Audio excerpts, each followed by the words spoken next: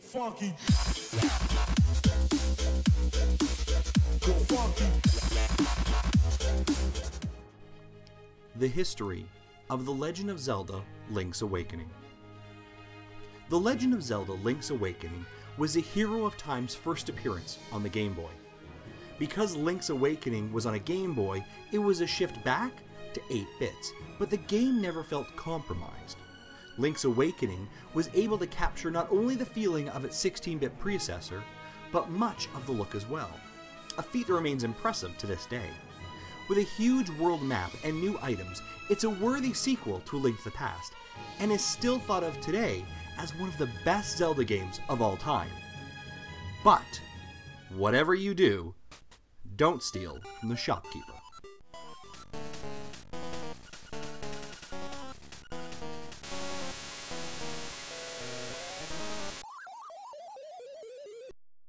Takasha Tezuka joined The Legend of Zelda: A Link to the Past for the Super Nintendo halfway through development. Once the game was done, he still had many unused ideas left over. Tezuka also wanted to bring Link to the Game Boy. He put together a team to develop a new, just for fun, Zelda game for a handheld device to put those unused ideas to good use. The team only worked on the game after work hours, and because it was a just for fun project, while playing it, you might come across other familiar Nintendo characters in the game. Tezuka's original idea for the handheld Zelda was actually a remake of A Link to the Past, but later got his own original story.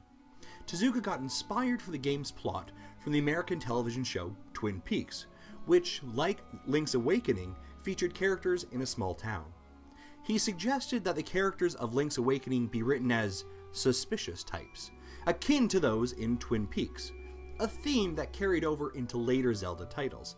Odd, suspicious characters are not the only thing from Link's Awakening that became a mainstay into the Zelda series. Several elements from Link's Awakening were reused in later Zelda titles. For example, programmer Kazaki Moriarty created the first fishing minigame for the Zelda series that reappeared in Ocarina of Time. Among others, Kensuke Tanaba implemented a trading sequence, a concept that also appeared in most sequels.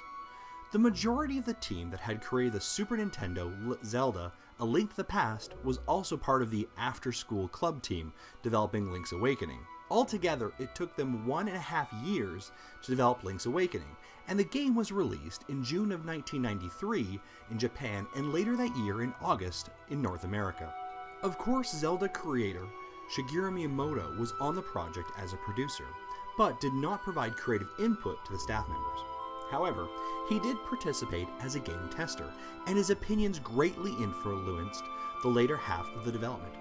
Kensuke Tanaba came up with the basis of the story. Tezuka sought to make Link's Awakening a spin-off, and gave Tanaba instructions to omit common series elements, such as Princess Zelda, the Triforce relics, and the setting Hyrule. As a consequence, Tanaba proposed his game world idea of an island with an egg on top of a mountain. Later on, Yoshikai Kazumai, who had previously helped with the plot of A Link to the Past, was brought onto the team. Kazumai was responsible for the main story of Link's Awakening, and provided the idea of the island in Dream. Link's Awakening was described by senior producer Yajime Inuma as the first Zelda game with a proper plot, which he attributed to Kazuma's romanticism. The Legend of Zelda: Link's Awakening story falls after the event of 2001's Oracle of Ages and Oracle of the Seasons in the official Zelda timeline. The hero Link travels abroad to train for further threat. A storm destroys his boat at sea, and he washes ashore Kotalima Island, where he is taken to the house of Tarion and his daughter Mary. She is fascinated by Link and the outside world and tells Link wistfully that if she were a seagull, she would leave and travel across the sea. After Link recovers his sword, a mysterious owl tells him that he must wake the wind fish, Kotalima's guardian, in order to return home. The wind fish lies dreaming in a giant egg on top of Mount Teramashi, and can only be wakened by the 8 elements of the sirens. During his search for the 6th instrument, Link discovers that the island is merely a dream world created by the windfish. After collecting all 8 instruments from the 8 dungeons across Kolimita, Link climbs the top of Mount Tamaranch and plays a ballad of the Windfish. This breaks open the egg in which the Windfish sleeps. Link enters and confronts the last evil being, a nightmare that takes the form of Ganon and other enemies from the Link's past. Its final transformation is Delph, a Cyclopsian dual-tentacled shadow. After he defeats Delph, the Windfish explains that Kolina is all Link's dream. When Link plays the ballad of the Windfish again, he and the Windfish awaken. Kolina Island, with all of its inhabitants, slowly disappear. Link finds himself lying adrift in the middle of the ocean, with the Windfish flying overhead. If the player did not lose any lives during the game, Marlene is shown flying after the end credits finish.